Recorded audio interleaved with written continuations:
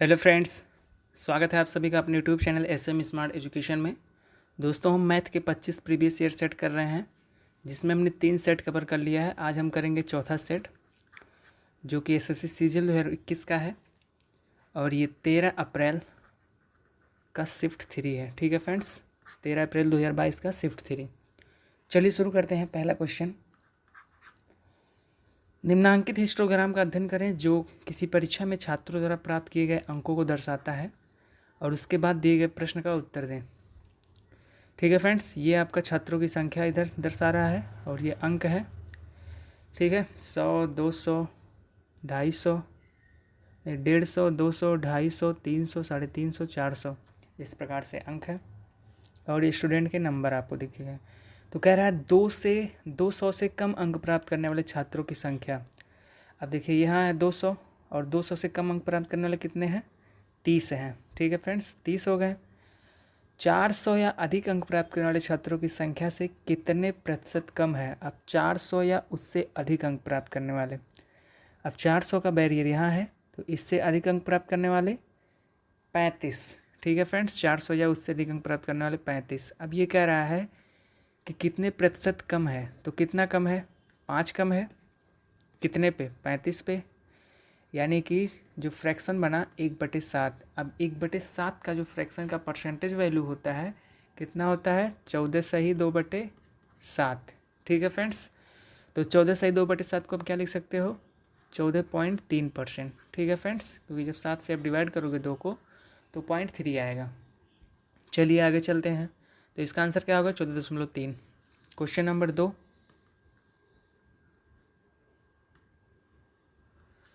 Question number 2 है, निम्नांकित pie chart का अध्ययन करें, उसके बाद दिए गए प्रश्न का उत्तर दें। चार्ट एक सप्ताह में हर दिन बेचे जाने वाले वनीला केक और चॉकलेट केक की कुल संख्या के प्रतिशत भार को दर्शाता है। तो एक सप्ताह में बेचे गए कुल केक जो है 10,500 है। ठीक है फ्रेंड्स, अभी 10,500 का ये सारे वीक में जो है परसेंटेज डिवीज़न है कि किस दिन कितना परसेंट केक बिका है। ठीक है फ्रेंड्स, अब हर दिन का 2 फ्लेवर भी है, वनीला एंड केक चॉकलेट। ठीक है फ्रेंड्स, तो अब देखिए क्वेश्चन में क्या कह रहा है, शुक्रवार को बेचे गए वनीला केक का। अब देखिए शुक्रवार कहाँ है? फ्राइडे। फ्राइडे यानी कि 10%। अब 10,500 का 10% कितना हो जाएगा? 1,050। ठीक है फ्रेंड्स, ये हो गया आपका फ्राइडे को बेचे गए टोटल केक। अब वनीला केक लेकिन पूछ रहा है, शुक्रवार को बेचे गए वनीला केक। अब वनीला केक और बेचे गए चॉकलेट केक के बीच अनुपात 4:3 है। अभी जो 1,050 है, इसको 4:3 में क्या क्या है? वनीला और चॉकलेट। ठीक है फ्रेंड्स, अभी जो 7 यूनिट आपका बना, ये 10,150 है। तो 7 एकम 7। ठीक है फ्रेंड्स, और 7 पचे 35, यानी कि 150। एक यूनिट कितना हो गया? 150। तो 150 चौक के 600 वनीला, और 150 तियाँ 450 जो है चॉकलेट। ठीक है फ्रेंड्स, अनुपात इतना है। तो हमने ये निकाल लिया कितना रियल वैल्यू होगा। यदि एक वनीला केक का विक्रय मूल्य 9 रुपया, अब ये जो वनीला है इसका एक का विक्रय मूल्य 9 रुपया है, तो 600 का कितना हो जाएगा? 9 छक 5400। ठीक है फ्रेंड्स, और एक चॉकलेट केक का विक्रय मूल्य 10 रुपया, इसका जो है वो 10 रुपया है, तो ये कितना हो जाएगा? 4500। ठीक है, तो शुक्रवार को सभी वनीला केक और चॉकलेट केक बेचकर अर्जित की गई कुल राशि, तो यही तो है, ये दोनों जोड़ दीजिए आप। 0, 9, 9 एंड 9 कितना हो गया?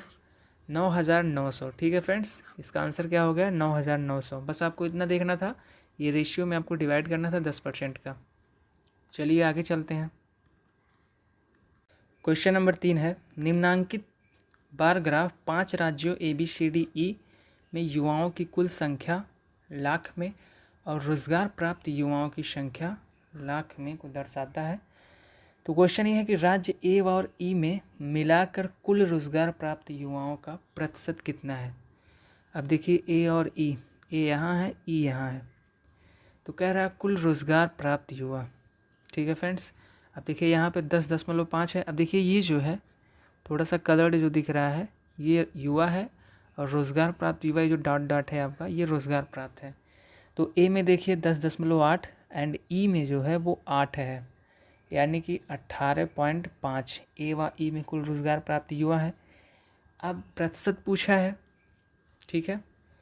तो अब दोनों में युवा कितने हैं, इसमें 9 युवा है ई में एंड 12 ए में है, तो 21 में से टोटल इतने लोग जो हैं रोज़गार प्राप्त हैं। तो प्रतिशत कैसे निकलेगा, 21 को नीचे रखिए, 18.5 ऊपर, 100 का मल्टीप्लाई। ठीक है फ्रेंड्स, अब देखिए करना कुछ नहीं, 21 का जो है 100 का मल्टीप्लाई करेंगे तो कितना आएगा 1850, बस इसमें भाग देना है। तो कितनी बढ़ जाएगा, 8 बढ़ जाएगा, 21/168, 15 में की 8 7 एंड यहाँ पे कितना 1। ठीक है फ्रेंड्स, 1 0 हमने बढ़ाया, फिर से 8 बढ़ जाएगा 168 एंड 2 हो गया आपका रिमाइंडर, यानी कि 88 सही 2/81। ठीक है फ्रेंड्स, इतना %। तो इसका आंसर क्या हो जाएगा, पहला आपका हो जाएगा 88 सही 2/81। ठीक है फ्रेंड्स, चलिए आगे चलते हैं। क्वेश्चन नंबर 4, एक दुकानदार एक वस्तु के अंकित मूल्य पर 28% की छूट देता है और फिर भी 30% का लाभ कमाता है। यदि उसे एक वस्तु की बिक्री पर इतना रुपए का लाभ होता है तो वस्तु का अंकित मूल्य। अब देखिए दो चीज़ है, एक तो कोई वस्तु जब आप बेचोगे तो सीपी से एसपी होगा, ठीक, जो भी लाभ होगा वो इसका डिफरेंस होगा।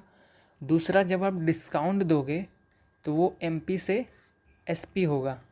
भाई मार्क प्राइस है, उस पर आपने 28% का डिस्काउंट दिया तो भी वो एसपी हो गया, सेलिंग प्राइस, डिस्काउंट देके बेच रहे हो। तो हमको ऐसे सवाल में करना कुछ नहीं होता है, बस हमको एसपी जो है अपना रेशियो जो है एसपी का मेंटेन करना होता है। अब जैसे पहला स्टेटमेंट क्या है, 28% की छूट देता है, ठीक है।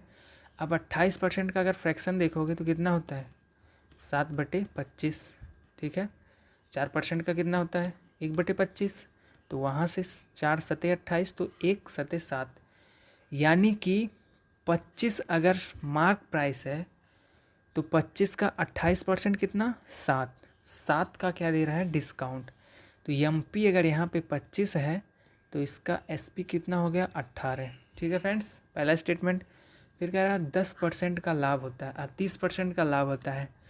अब 30% का फ्रैक्शन क्या बनेगा 3/10, यानी कि 10 का सामान 30% लाभ लेके कितने पे बेचेगा, 10 का 30% 3, यानी कि 10 का सामान अब 13 पे बेच रहा है। तो सीपी से एसपी का रेशियो 10 से 13 एंड एमपी से एसपी ये हो गया। अब देखिए दोनों जगह एसपी तो सेम होगा, तो बस हमको ये एसपी सेम करना है।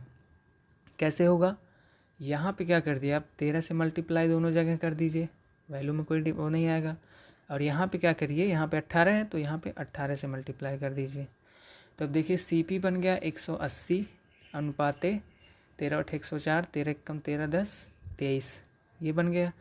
एंड एमपी से एसपी कितना बन गया, ये तो आपका 234 ही है, 13 × 18 एंड ये 25 × 13, 13 पचे 65 के 5, 13 दूनी 26 6 32। ठीक है फ्रेंड्स, यानी कि मार्क प्राइस जो है 325, डिस्काउंट देने के बाद सेलिंग प्राइस 234, ठीक है। और इसका जो सीपी था वो इतना था। तो आपसे पूछा क्या है, कह रहा है बिक्री पर 30.9 का लाभ होता है, यानी कि 180 को 234 में जब बेच रहे हो तो 34 और 20 64 का 54 का जो लाभ हो रहा है वो 54 यूनिट नहीं है, एक्चुअल में वो 30.90 है। ठीक है फ्रेंड्स, ये चीज़ जो है 30.90 है। तो आपको बताना है अंकित मूल्य। अंकित मूल्य कितना है 325, यानी कि अगर 30.9 54 है तो आपको कितना निकालना है 325 यूनिट। तो चलिए देखते हैं कैसे सॉल्व होगा।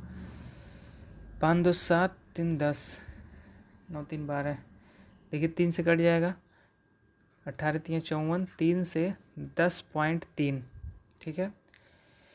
अब अगर हम इसको 324 समझ लें, क्योंकि 18 का स्क्वायर कितना होता है 324 होता है, अगर इसको 324 समझते हैं तो क्या हो जाएगा, 18 से 18 बार डायरेक्ट कट जाएगा।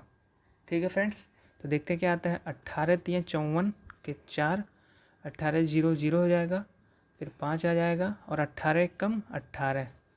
ठीक है फ्रेंड्स, एक अंक के बाद दशमलव, यानी कि 185.4। और 185.4 कब आया है, जब हमने 324 लिया है। ठीक है, अगर हमने 325 लिया होता तो कुछ ना कुछ ज़्यादा आता। ठीक है फ्रेंड्स, तो इसका आंसर क्या हो जाएगा, 186। इस प्रकार से भी आप कर सकते हैं। चलिए आगे चलते हैं। Question number 5। क्वेश्चन नंबर 5 में क्या है, यदि sine square theta minus cos square theta minus का 3 साइन थीटा प्लस का 2 बराबर 0 गिवन है, तो आपको इस चीज़ की वैल्यू फाइंड करनी है। अब अगर आप ऑप्शन में देखोगे तो √3 है, तो आप इस सवाल को जो है या तो 30 डिग्री या 60 डिग्री वैल्यू पुट करके भी लगा सकते हो। ठीक है फ्रेंड्स, क्योंकि 30 एंड 60 में ही ये चीज़ आता है, √3। ठीक है फ्रेंड्स, तो ऐसे भी आप इसको कर सकते हो। हम आपको बेसिक से बताते हैं। Sine square theta minus cos square theta minus का 3 साइन थीटा, ठीक है फ्रेंड्स, प्लस का 2 = 0।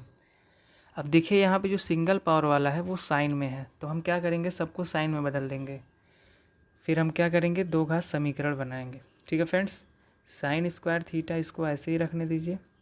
फिर माइनस का कॉस को क्या करिए, साइन में बदलिए। 1 माइनस साइन स्क्वायर, तो 1 और माइनस माइनस प्लस हो जाएगा, प्लस का साइन स्क्वायर थीटा माइनस का 3 साइन थीटा प्लस का 2 = 0। तो यहाँ से क्या हो जाएगा, 2 साइन स्क्वायर थीटा माइनस का 3 साइन थीटा एंड प्लस का 1। ठीक है फ्रेंड्स, तो ये वही हो गया जैसे हम हल करते हैं 2x² माइनस का 3x प्लस 1 = 0। तो जिस प्रकार से आप इसको हल करोगे उसी प्रकार से इसको भी करना है। तो होगा क्या, इन दोनों का हम मल्टीप्लाई करते हैं 2। अब 3 को 2 ऐसे भागों में डिवाइड करना है कि गुणा करने पे 2 और जोड़ने या घटाने पे माइनस का 3 आ जाए। तो एक ही ऑप्शन है, 2 1 कम 2, 2 साइन स्क्वायर थीटा भी माइनस का 2 साइन थीटा माइनस का साइन थीटा। ठीक है फ्रेंड्स, अगर इस प्रकार से इसको हम तोड़ दें तो हो जाएगा। अब क्या करिए, 2 साइन थीटा जो है कॉमन ले लीजिए, यहाँ से बचेगा साइन थीटा और यहाँ पे माइनस का 1। फिर यहाँ माइनस अगर कॉमन लोगे तो साइन थीटा माइनस का 1। ठीक है फ्रेंड्स, अब साइन थीटा माइनस 1 क्या करिए, कॉमन ले लीजिए, 2 साइन थीटा माइनस का 1। अब अगर दो चीज़ का प्रोडक्ट 0 है तो दोनों 0 होगा। तो साइन थीटा अगर आप 1 करोगे तो यहाँ से थीटा बराबर कितना आएगा, 90। 90 तो हम रख देते, लेकिन हमें यहाँ पे एक कंडीशन गिवन है कि 0 से 90 के बीच में होना चाहिए, ना 0 होना चाहिए ना 90 होना चाहिए। ठीक है फ्रेंड्स, तो ये वाली कंडीशन जो है रॉन्ग हो जाएगी। दूसरा देखते हैं, 2 साइन थीटा बराबर 1 होगा, तो साइन थीटा क्या हो जाएगा, 1/2।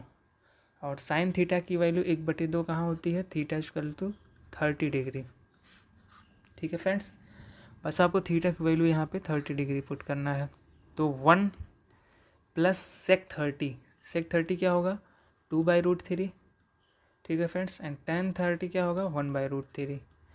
तो एक तो हो गया 1 प्लस √3 नीचे एंड 2 + 1 3, यहाँ से √3 कट जाएगा, तो 1 प्लस √3 इसका आंसर हो जाएगा। ठीक है फ्रेंड्स, दूसरा इसका आंसर।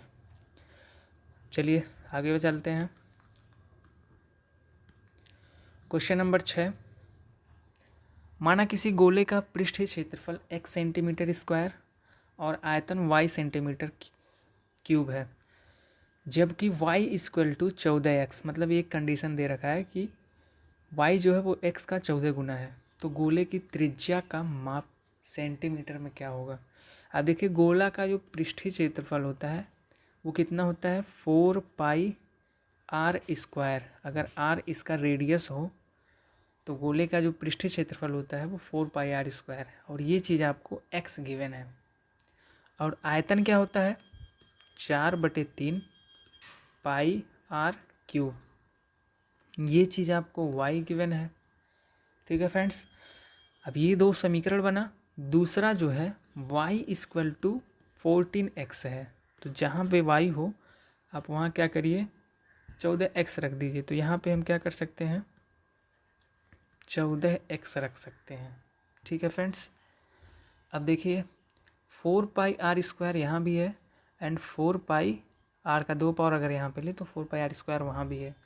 तो हम इसको ऐसे लिख सकते हैं 4πr² into R and divide by 3 equal to 14x। ठीक है फ्रेंड्स। अब 4πr² की जगह पे क्या लिख सकते हैं x into R divide by 3 equal to 14x। अब x से x कैंसिल हो जाएगा एंड r बराबर 14 गुणे 3 यानी कि 42 सेंटीमीटर इसका आंसर हो जाएगा।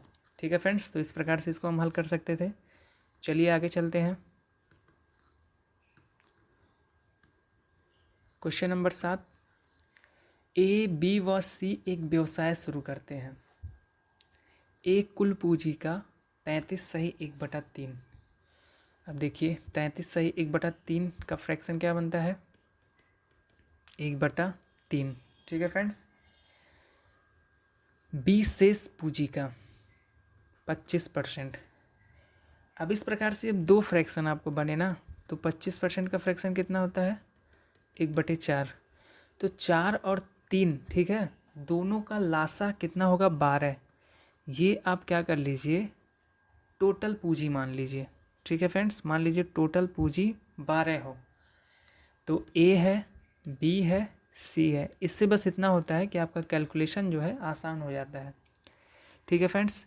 तो ए जो है 1/3 कुल पूंजी का, तो 12 का 1/3 कितना होगा 4 हो जाएगा। आते हैं बी पे। बी शेष पूंजी का 25%। अब 4 तो ए ले लिया, घटाएंगे तो कितना आएगा 8। 8 का 25% यानी कि 1/4। तो बी कितना आया 2। बी का हिस्सा 2। और अगर हम सी की बात करें तो 4 2 6 तो बाकी बचा 6। सी बोला है सी शेष पूंजी का निवेश करता है। यदि वर्ष के अंत में कुल लाभ इतना हो तो लाभ में से ए का हिस्सा भाई जिस रेशियो में पूंजी लगाएंगे उसी रेशियो में क्या होगा लाभ पाएंगे। तो बस रेशियो क्या बना 2:1:3। ठीक है फ्रेंड्स। यानी कि अगर टोटल 3 1 4 2 6 हिस्सा हो ठीक है तो उसमें से 2 हिस्सा ए का है। तो 2 हिस्सा 6 में से कितना है टोटल 186 एंड 000। तो 2 से देखिए 3 बढ़ जाएगा। बस 3 से आपको कट करना है। 3 6 18 3 दूना 6 यानी कि 62,000 रुपया एक के हिस्से में आएगा। ठीक है फ्रेंड्स 62,000। चलिए आगे चलते हैं। क्वेश्चन नंबर 8, त्रिभुज पी क्यू आर की भुजाएं। एक त्रिभुज आपको बनाना है पी क्यू आर की भुजाएं P Q and P R बिंदु एस व टी तक बढ़ाएं। मतलब इसको जो है इस प्रकार से एक्सपेंड किया जाता है, इसको यस तक एंड इसको टी तक। तो एस क्यू आर ये angle and T Q R Q ये एंगल का समद्विभाजक यानी कि इसको जो है 2 पार्ट में डिवाइड करता है, इसको 2 पार्ट में डिवाइड करें, ये 2 पार्ट में डिवाइड हो गए दोनों बराबर। तो ये जो है यूं पर मिलते हैं। अभी कह रहा है क्यू यू आर जो है वो 69 डिग्री है। तो ये पी का माप कहता है ये। तो इसका हमने आपको डायरेक्ट फार्मूला बताया है कि क्यू यू आर यानी कि ये जो एंगल बाइसेक्टर एक्सटर्नल कटिंग है इसका जो फार्मूला होता है वो 90 माइनस का ये जो P है एंगल P/2। ठीक है फ्रेंड्स। तो क्यू आर 69 गिवन है equal to 90 minus angle P/2। इसको इधर लेके जाएंगे तो कितना आएगा 21 माइनस का एंड माइनस का P/2 यहाँ। तो माइनस माइनस कट जाएगा एंड P बराबर यहाँ से कितना आ जाएगा 42 डिग्री। ठीक है फ्रेंड्स। एंगल P यहाँ से क्या आ गया 42 डिग्री। चलिए आगे चलते हैं। Question number 9, sec phi minus tan phi का whole square into 1 plus sine phi का whole square divide by cos square phi.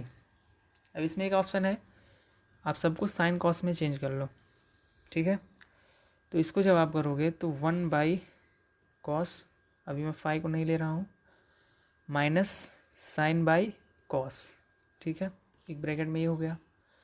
और यहाँ पे क्या है 1 प्लस साइन का whole square and divide by cos square, यहाँ पे हो गया। अब यहाँ पे देखो स्क्वायर है तो 1 माइनस साइन, मैं एक्सपेंड कर रहा हूँ, एक बार और होगा 1 माइनस साइन, और नीचे क्या होगा कॉस स्क्वायर होगा, ठीक है। नीचे कॉस कॉमन होगा तो स्क्वायर करेंगे तो कॉस स्क्वायर, तो कॉस स्क्वायर को आप क्या लिख सकते हो 1 माइनस साइन स्क्वायर, ठीक है।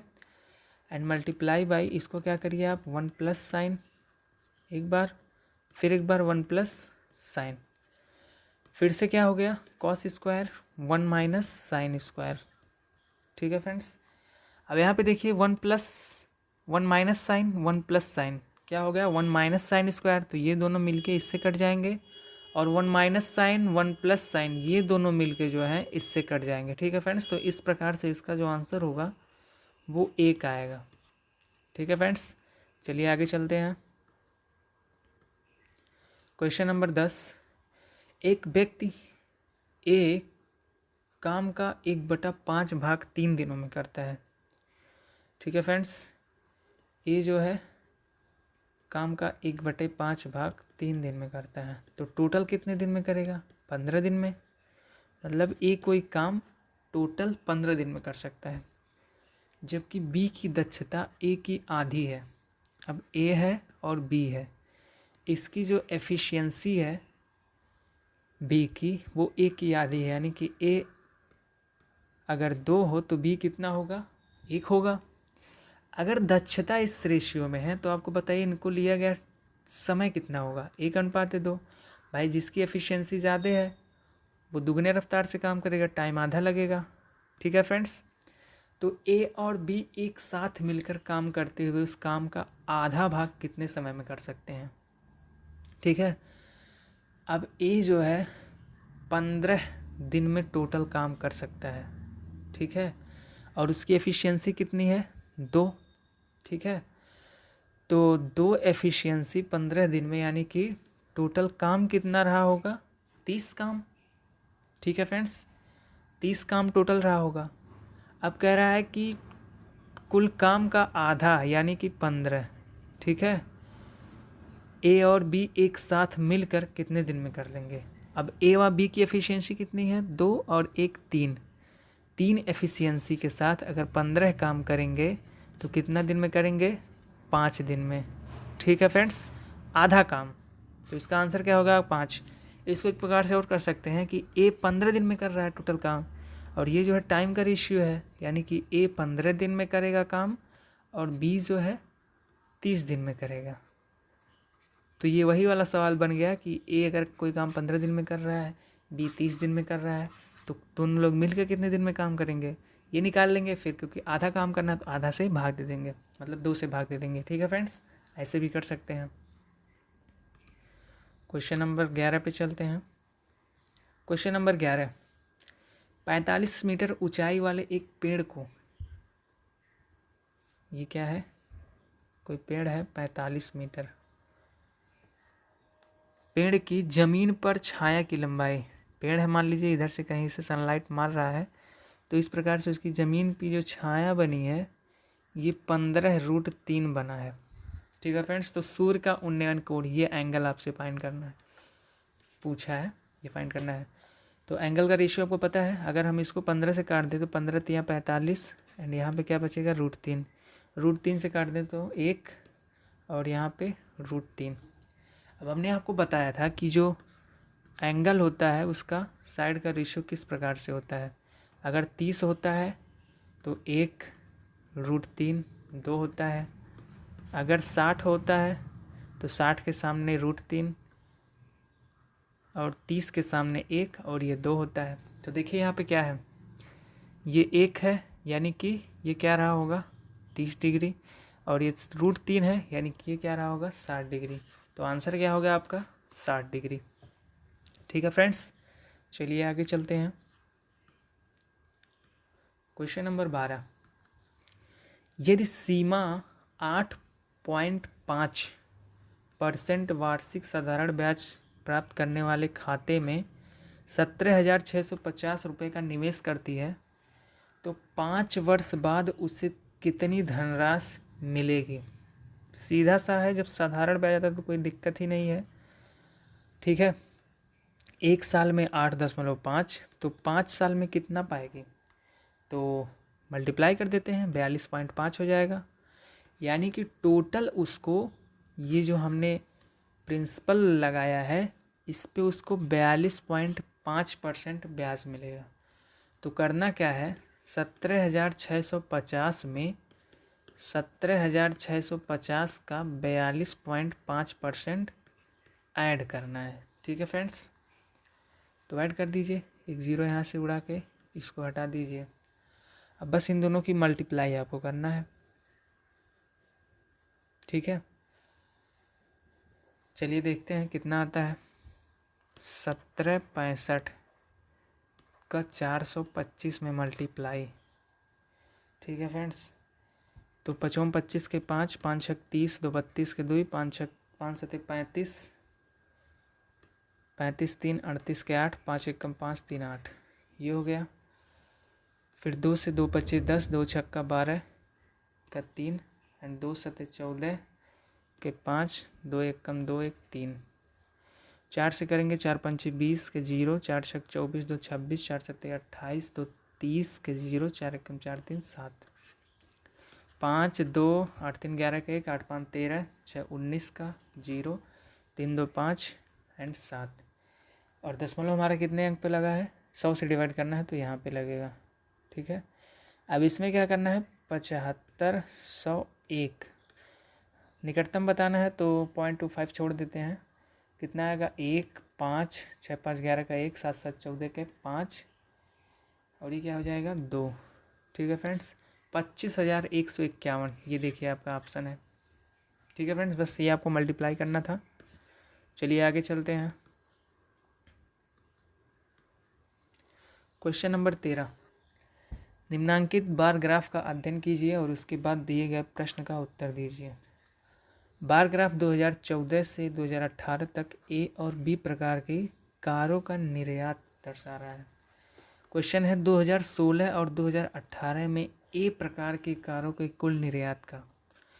अब देखिए 14 15 16 17 18, तो 16 और 18 ए प्रकार क्या है, फर्स्ट वाला जो लाइन है ये ए है और ये दूसरा बी है।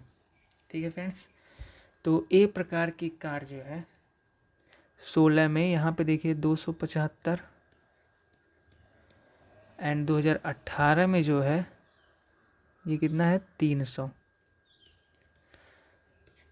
ये कह रहा है फिर 2015-2017 में बी प्रकार की कारों के कुल निर्यात से अनुपात, अच्छा अनुपात बताना है। तो यहाँ पे क्या हो जाएगा 575 एंड बी में जो है 15 और 17, तो 15 में क्या है 250 एंड 17 में क्या है 275, तो 2.5 500 525, 25 से काट दीजिए, 25 दूनी 50, 25 नहीं 75, 25 दूनी 50, यानी कि 23:21 इसका आंसर हो गया। ठीक है फ्रेंड्स, क्वेश्चन नंबर 14, एक समद्विबाहु त्रिभुज MNP जहाँ MN जो है MP के बराबर है, MNP। अब ये क्या है 16√5, तो ये भी 16√5 जो कि गिवन है, और NP जो है ये 32 है। तो वृत्त की त्रिज्या ज्ञात करिए। अच्छा, ये जो है एक वृत्त में बना हुआ है, इस प्रकार से एक वृत्त है। ठीक है फ्रेंड्स, तो ये वही सवाल हो गया कि अगर त्रिभुज की, इस त्रिभुज की क्या है परित्रिज्या ज्ञात करना है, ये जो दूरी होगा ये R ज्ञात करना है।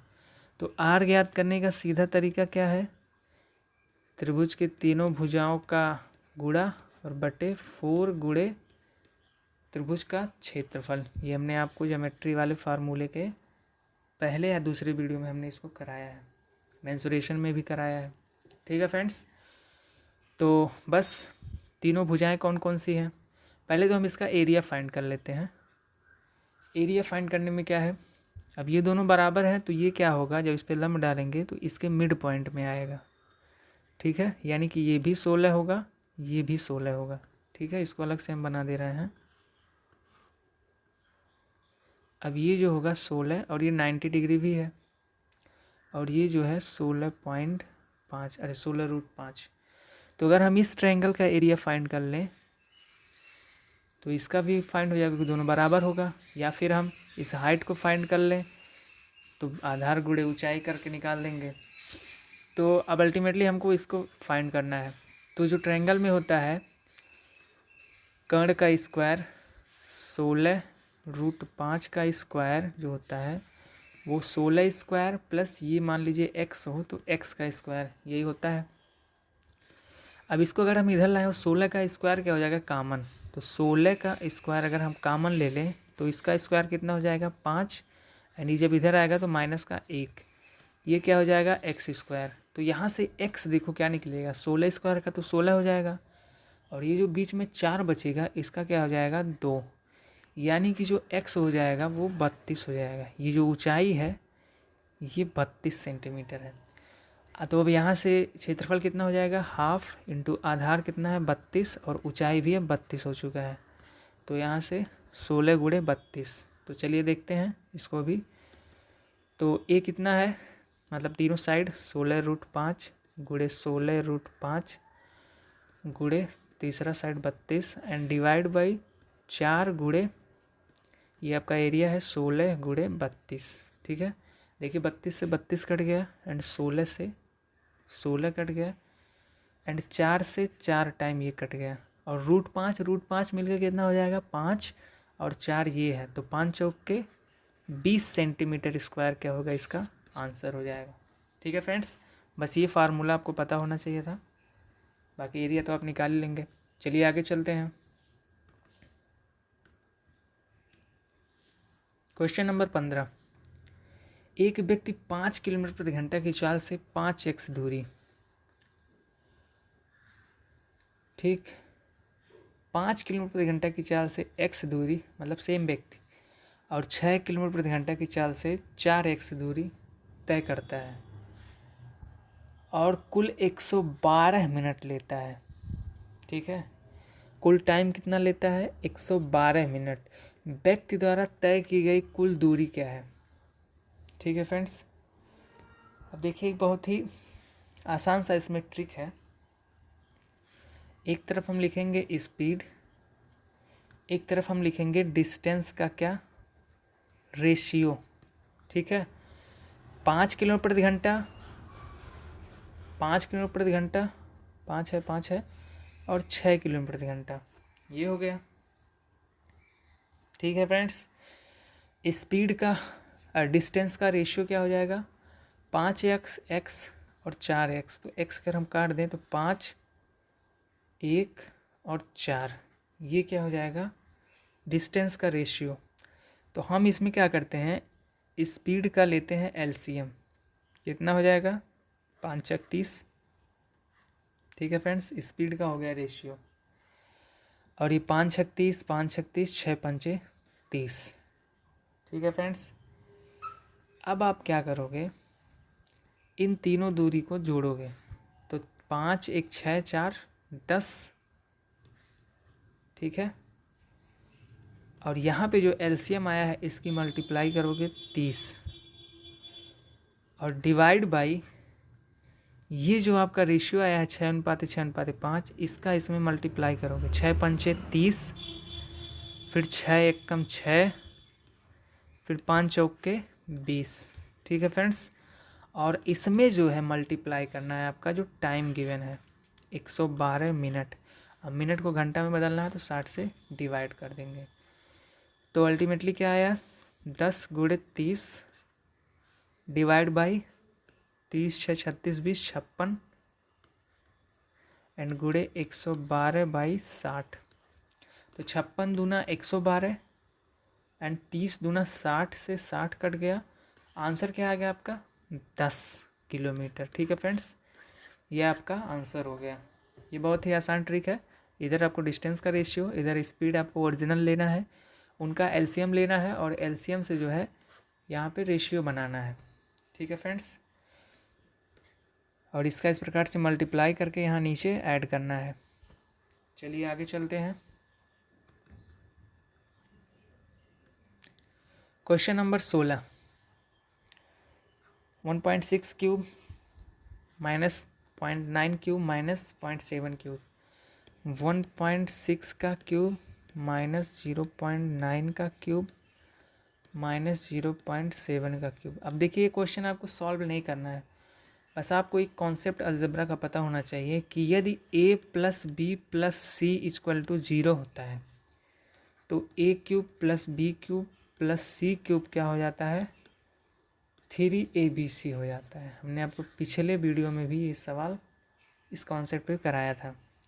ठीक है फ्रेंड्स, तो अब देखिए यहाँ पे a कितना है 1.6, b कितना है माइनस का 0.3, माइनस का 0.9, सी कितना है माइनस का 0.7। तो देखिए 0.9 0.7 1.6 हो जाएगा एंड 1.6 0 आ जाएगा। यानी कि ये जो भी गिवन है इसकी वैल्यू है 3 गुणे ए कितना है वो 1.6, बी कितना है माइनस का 0.9, सी कितना है माइनस का 0.7। माइनस माइनस तो प्लस हो जाएगा, बस अब इन तीनों की मल्टीप्लाई करना है। तो 16 तिया 48 यानी कि 4.8 गुणे 9 सते 63 यानी कि 0.63। ठीक है फ्रेंड्स, बस इसका आपको मल्टीप्लाई करना है, यानी कि 48 गुणे 63। तो 8 तिरिक 24 के 4, 4 तिया 12, 8 छक 48, 12 60, 2 62 के 2 और 6 चौक 24, 6 30, 3024 और दशमलव कितने देर लगेगा 3 के बाद, यानी कि 3.024 इसका आंसर है। ठीक है फ्रेंड्स, 3.024।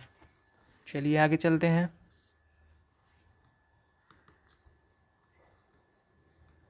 क्वेश्चन नंबर 17 है, यदि 25 ब्रैकेट में इतना डिवाइड बाई इतना, ये आपका गिवन है, पी का वैल्यू आपको बताना है। चलिए देखते हैं। 25 3 + 4p। ठीक है, और जहाँ ऑफ होता है पहले उसको करते हैं फिर डिवाइड करते हैं। तो 12 पंचे 60 और ये जो 60 जो होगा इसके नीचे आ जाएगा। ठीक है फ्रेंड्स, एंड माइनस का 24, 8 तिरिक 24, 6, तो 24 से इधर आएगा कितना हो जाएगा, ये टोटल जो हो जाएगा 30 हो जाएगा। ठीक है, ये सब काट के। तो अब देखिए 5 छक 30, 5 25, 5 से क्या हो जाएगा, यहाँ 12 का कट जाएगा। तो 3 + 4p = 12 इधर जाएगा तो 12 छक 72। ठीक है, तो 4p = 72 - 3 यानी कि 69। तो यहाँ से p कितना हो जाएगा 69/4। ठीक है फ्रेंड्स, 69/4 जो हो जाएगा, तो 4 से कितना 1 टाइम 1 जाएगा एंड 2 4 से 28, तो 17 से ही 1/4 इसका आंसर हो जाएगा। ठीक है फ्रेंड्स, चलिए आगे चलते हैं। क्वेश्चन नंबर 18, एक दुकानदार ने 40 वस्तुएं प्रति 50 की दर से खरीदे। उसने 35% वस्तुएं 20% लाभ पर। अब देखिए वस्तु कितना है 40 और एक वस्तु की दाम 50, तो यानी कि टोटल 2000 रुपये तो उसका हो गया क्रय मूल्य। ठीक है, जो दे के उसने 40 वस्तुएं घर लाया है। अब कह रहा है 35 वस्तुएं 20% लाभ पर, यानी कि 35 वस्तु 20% लाभ पर। अब 20% लाभ, एक वस्तु 50 का है तो 20% का लाभ लेगा, यानी कि 60 रुपये में बेच रहा है भाई। 50 का 20% 10 होगा ना, तो 35 छक्का 210 यानी कि 2100 तो यहाँ से हो गया। शेष 5 वस्तुएं क्षतिग्रस्त पाई गई, उन्हें 10% हानि पर, यानी कि 5 वस्तु जो है वो 10% हानि यानी कि 45 पे बेचेगा। तो 45 पचे कितना हो गया 225। टोटल उसने 2325 रुपये में बेचा। तो उसका कुल लाभ प्रतिशत, भाई 2000 का सामान 2325 में बेच रहा है तो कितने का लाभ, 325 का, डिवाइड बाई 100 और मल्टीप्लाई बाई 100, 2 जीरो यहाँ से कट गया। तो 20 का बस मल्टीप्लाई करना है, 5 चौक के 20, 5 छक 30, 55 25, तो 65 डिवाइड बाई 4, 16 चौक के 64 होता है। ठीक है फ्रेंड्स, ये हो गया आपका आंसर। चलिए आगे चलते हैं। क्वेश्चन नंबर 19, यदि एक लंबवृत्तीय बेलन का वक्र पृष्ठीय क्षेत्रफल 616 वर्ग सेंटीमीटर और इसके आधार का क्षेत्रफल 38.5 हो, बेलन है, वक्र पृष्ठ जो होता है राउंड राउंड 2πr/h, ये 616 और इसके आधार का क्षेत्रफल πr², ये गिवन है 38.5। पाई को क्या करिए 22/7 चेंज कर दीजिए, 11 दूना 22, 11 तिया 33, 11 पचे 55।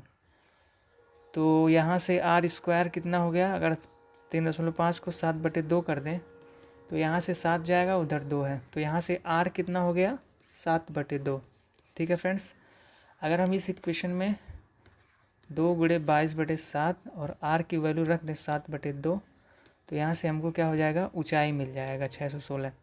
तो 11 दूना 22, 11 पचे 55, 11 छक्के 66 एंड 2 दूना 4, 14 चौके 56, 7 से यहाँ कट जाएगा, 7 दूना 14, तो यहाँ से h कितना निकल गया, 7 दूना 14, 14 दूना 28। ठीक है फ्रेंड्स, h 28 आ गया। अब पूछ रहा है बेलन का आयतन, आयतन के लिए फार्मूला क्या होता है, πr²h, तो पाई कितना हो गया 22/7, r 7 × 49/4 और h जो है 28 है, तो 28 से 28 कट गया, अल्टीमेटली आपको 22 × 49 करना है।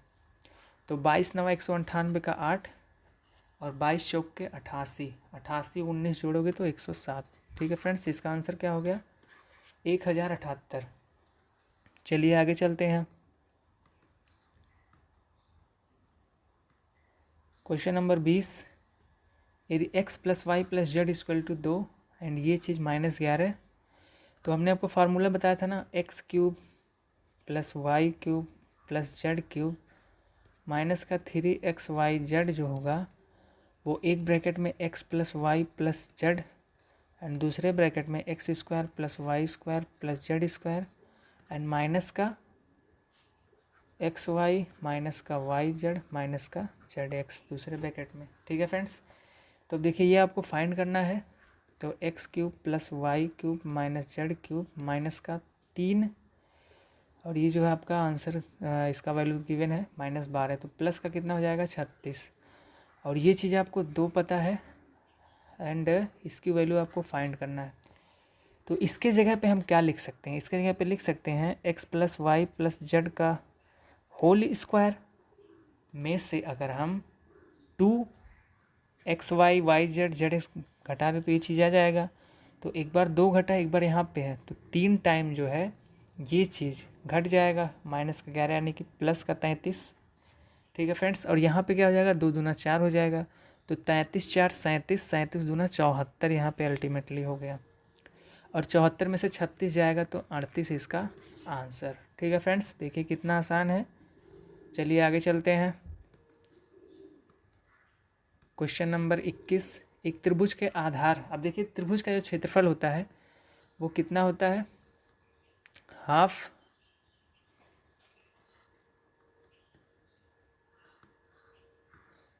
त्रिभुज का क्षेत्रफल होता है हाफ आधार गुणे ऊंचाई, जो बेसिक फार्मूला होता है। ठीक है, अब इसमें 1/2 जो होता है ये तो कांस्टेंट है, लंबाई ऊंचाई कुछ भी 1/2 तो चेंज होने वाला है नहीं। तो जो त्रिभुज का क्षेत्रफल होता है वो आधार और ऊंचाई पे डिपेंड करता है। ठीक है फ्रेंड्स, तो मान लेते हैं आधार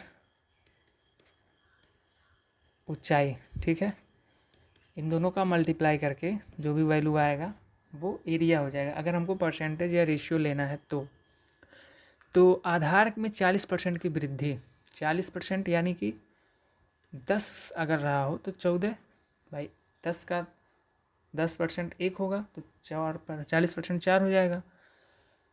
और फिर कह रहा है इसकी ऊंचाई में कितने % की वृद्धि की जाए ताकि क्षेत्रफल 60% वृद्धि हो जाए।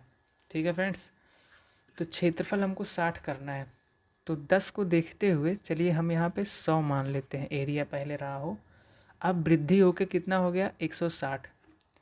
तो अगर आधार 10 है, एरिया 100 है, तो यहाँ पे कितना आएगा 10, और यहाँ पे हम कितना लाएंगे 160/14।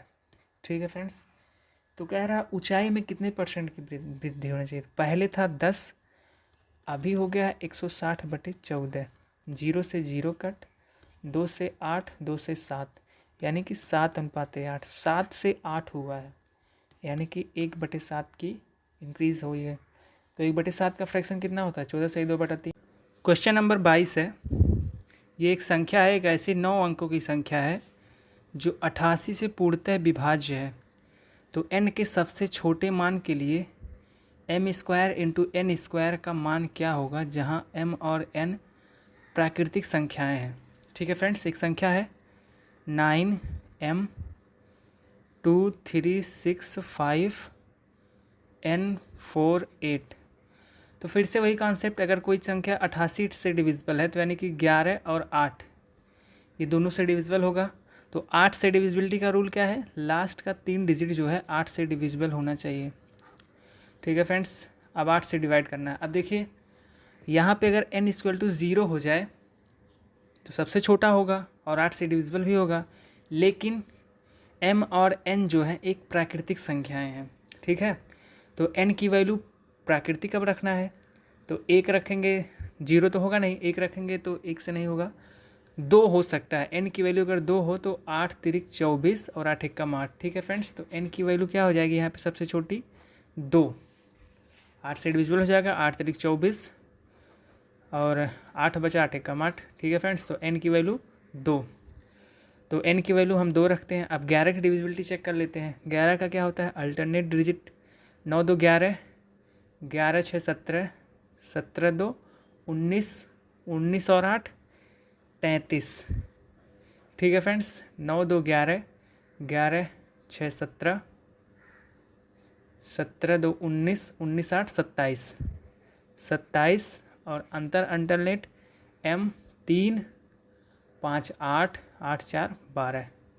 ठीक है, m + 12, यानी कि जब हम इसको खोलेंगे तो m - 12 एंड -m, तो 27 - 12 15 -m। अब m की एक ऐसी वैल्यू या तो वो 0 हो जाए या फिर 11 का कोई मल्टीपल हो जाए। ठीक है फ्रेंड्स, अब m जो है 4 रख दो, तो 15 में कि 4 गया 11, 11 से मल्टीपल हो जाएगा। ठीक है फ्रेंड्स, तो m की वैल्यू क्या हो जाएगी 4। 2 वैल्यू हो सकता है, m की वैल्यू 15 भी हो सकती है, लेकिन 15 नहीं होगा क्योंकि वो सिंगल डिजिट है।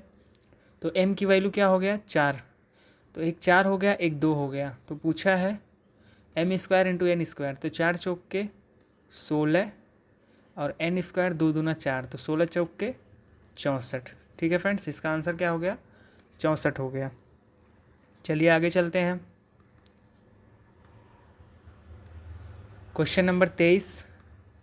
46 संख्याओं का औसत 50.5 है, यानी कि 46 संख्याओं का जो औसत है वो 50.5 है। पहली 25 संख्याओं का औसत 45 है। ठीक है, और अंतिम 18 संख्याओं का औसत 56 है। ठीक है फ्रेंड्स, तो 28वीं संख्या 67 है। तो यहाँ बीच में एक और संख्या दे रखा है, ऐसे आप समझ सकते हैं कि एक संख्या और दे रखा है जो कि 67 है। तो एक संख्या है तो उसका एवरेज भी वही होगा। ठीक है, 26वीं और 27वीं संख्याओं को निकाल दिया जाए तो शेष संख्याओं का औसत क्या होगा। टोटल थी 46, 25 एक 26, 26 18, ये हो गई 44 संख्या। ठीक है फ्रेंड्स, अब जो 2 संख्याएं हैं जिनके बारे में हमें नहीं पता है, ठीक है, उनको निकालना है। टोटल 46, 44 ये 2 ये। अगर हम इन दोनों को निकाल देंगे तो हमारे पास यही तो है 44 संख्याएं, इन्हीं का हमको एवरेज निकालना है। मतलब हमें इस डाटा से कोई मतलब ही नहीं था। ठीक है फ्रेंड्स, ये 44 संख्याएं हैं। 25 संख्या का एवरेज 45 है, किसी एक का 67 है और 18 का 56 है। ये 44 संख्याओं का औसत निकालना है। दो हम अगर निकाल दिए, दो हमने इसको काउंट में ही नहीं किया तो उसको निकाल ही दिए हैं, तो बस हमें कैलकुलेशन में सिर्फ इनका एवरेज निकालना है। ठीक है फ्रेंड्स, तो इनका एवरेज निकालने का सिंपल फार्मूला, एक तो हम किसी एक को फिक्स करके निकाल सकते हैं, दूसरा क्या है, डाटा आसान है तो इसको हम वैसे भी निकाल सकते हैं। 45 × 25 करके, 45 × 25 225 के 5, 45 दूनी 90 और 22 112। ठीक है फ्रेंड्स, ये हो गया। और 67 हो गया 67 एंड 56 × 18, 18 छक्का 108 के 8, 18 × 25 90 और 10 100। ठीक है फ्रेंड्स, यहाँ से हो गया 100। अब इन सबको जोड़ दे रहे हैं और जितनी संख्याएं हैं उनसे डिवाइड कर देंगे 44 से, आपका एवरेज आ जाएगा 44 संख्याओं का। तो 8 7 15 5 20 का 0, 6 2 8 2 10 एंड 1 का 2 एंड यहाँ पे 2, यानी कि 2200 को कितनी संख्याएं, 44 संख्याएं। तो 44 पंचे 220, यानी कि इसका जो आंसर हो गया 50। ठीक है फ्रेंड्स, इसका कुछ नहीं मतलब था यहाँ पे, क्योंकि हमें दो संख्याएं निकालना है। अगर इन दोनों संख्याओं के बारे में निकालना होता तो हमें इसका हेल्प लेना पड़ता। ठीक है फ्रेंड्स, चलिए आगे चलते हैं। Question number 24। क्वेश्चन नंबर 24, वह छोटी से छोटी संख्या ज्ञात कौन सी है जिसमें से 7 घटाने पर प्राप्त संख्या 15, 24, 28 और 32 से विभाजित हो जाती है। अब ये संख्या HCF LCM का बहुत ही आसान क्वेश्चन है। क्या करते हैं, हम LCM लेते हैं इन सब का। ठीक है फ्रेंड्स, तो अब इन सब का LCM लो। LCM लेने का आसान तरीका क्या है, सबसे बड़ी संख्या को आप पकड़ दो 32। अब ये देख लो 32 को छोड़ के किस संख्या में, बाकी संख्याओं में से 32 में क्या क्या मिल सकता है। अब देखो 32 के लिए यहाँ पे 24 में 8 × 3 होता है, तो 8 यहाँ हम काउंट कर चुके हैं। ठीक है फ्रेंड्स, तो यहाँ पे केवल 3 काउंट करना है। ठीक है, तो हमने 3 काउंट कर लिया, तो हमारा 24 का हिसाब ख़त्म हो जाएगा। अब 28 पे आ जाओ। 28 में क्या होता है, 4 × 7 होता है, तो 4 तो इसमें 32 में है ही, 4 हमने कट कर दिया, 7 का मल्टीप्लाई कर देंगे तो 28 भी हमारा इंक्लूड हो गया। अब 15 पे आते हैं। 15 में देखिए 3 है, तो 3 तो हमने काउंट कर लिया है, सिर्फ 5 हमें काउंट करना है। तो अगर हम 5 काउंट कर लें तो इन सब का LCM ये हो गया। ठीक है फ्रेंड्स, इस प्रकार से आप कर सकते हो। तो 32 पंचे 160 गुड़े 7 त्रिक 21, तो 16 एकम 16 एंड 16 दूना 32 एक 33, कितना हो गया 3360। ठीक है फ्रेंड्स, ये सबसे छोटी संख्या हो गई। कहा वह सबसे छोटी से छोटी संख्या कौन सी है। अब देखिए आपके पास ऑप्शन है, क्वेश्चन ऐसे होना चाहिए था कि 5 अंकों की। ठीक है फ्रेंड्स, 5 अंकों की सबसे छोटी संख्या, लेकिन फिलहाल हमारे पास ऑप्शन है, तो हमें 5 अंकों की सबसे छोटी संख्या एक तरीके से फाइंड करना है। तो 5 अंकों की ज्ञात करने के लिए क्या करेंगे, हमें 10,000 के करीब जाना है। तो 32 3 96 होता है। ठीक, तो देखते हैं 3 से गुणा करके, 3 जुरा 0, 3 छक 18 के 8, 3 त्रिक का 9, 1 0, 3 त्रिक का 9, 1 10। ठीक है फ्रेंड्स, ये हो गया 10,080। ठीक है फ्रेंड्स, अब हमें क्या है, 7 घटाने पर प्राप्त होना है। ये तो हमारा दी गई संख्याओं से पूरी तरीके से कट जाएगा, लेकिन अगर हमें 7 रिमाइंडर चाहिए तो वो रिमाइंडर हमें क्या करना पड़ेगा, जोड़ेंगे तभी ना रिमाइंडर हमको मिलेगा। तो 10,000 क्या हो जाएगा, इसका 10,087 इसका आंसर हो जाएगा। ठीक है फ्रेंड्स, इसका आंसर 10,087। सबका हमने LCM निकाला। LCM कैसे निकाला आपने देखा, सबसे बड़ी संख्या लिया, फिर हमने एक एक संख्या लेके देखा कि कौन सी संख्या हमें यहाँ पे क्या चीज़, कौन सी फैक्टर हमारे पास यहाँ मौजूद है, जो नहीं मौजूद है उसका हमने मल्टीप्लाई करते चला गया। तो इस प्रकार से हमारा LCM निकला। फिर हमको जहाँ तक पहुँचना था 3 का मल्टीप्लाई करके 5वीं संख्या में पहुँचे। ठीक है फ्रेंड्स, तो इस प्रकार से आप इसको लगा सकते हैं। चलिए चलते हैं आखिरी क्वेश्चन, क्वेश्चन नंबर 25। मान लीजिए त्रिभुज ABC PQR क्या है, ये सिमिलरिटी का जो है साइन है, ये सिमिलर है। और दोनों का जो एरिया है वो रेशियो जो है 64:169 है। यदि A B B C A C given है तो पी आर का मान बताना है। ठीक है फ्रेंड्स, अब देखिए सिमिलरिटी, ये जो आपको गिवन है ना, जिस प्रकार से जिस सीरीज़ में दिए हैं इसी प्रकार से इनका साइड जो होता है सिमिलर होता है। जैसे ए बी के सिमिलर क्या होगा, पी क्यू होगा। अगर हम ए सी ले रहे हैं तो ए सी के सिमिलर क्या होगा, पी क्यू होगा। ठीक है फ्रेंड्स, तो हमको पी आर निकालना, पहले इस वाले ट्रायंगल में हम देखते हैं। पी आर के लिए हम मान लीजिए पी आर रख लिया, तो दूसरे ट्रायंगल में पी आर के पैरेलल क्या है, देखिए ए सी है। ठीक है फ्रेंड्स, अब ये चीज़ हमने आपको सिमिलरिटी वाले वीडियो में बताया था, जो एरिया होता है जो कि कितना दिवन है 64/169, वो साइड के स्क्वायर के अनुपात में होते हैं। ठीक है फ्रेंड्स, साइड के स्क्वायर के अनुपात में होते हैं। तो ये जो एरिया का रेशियो गिवन है, हालांकि ये पहले ऊपर दिया है पी क्यू आर का 169/64। ठीक है, तो इसके स्क्वायर के रेशियो में होते हैं एरिया। तो अब क्या कीजिए, पी आर बटे ए सी जब आप करोगे तो यहाँ से 169 का 13 और 64 का 8 हो जाएगा। ठीक है फ्रेंड्स, पी आर बटे ए सी की वैल्यू 16 हमको गिवन है, 13/8, 8 दूना 16, तो यहाँ से जो पी आर होगा वो कितना हो जाएगा 26।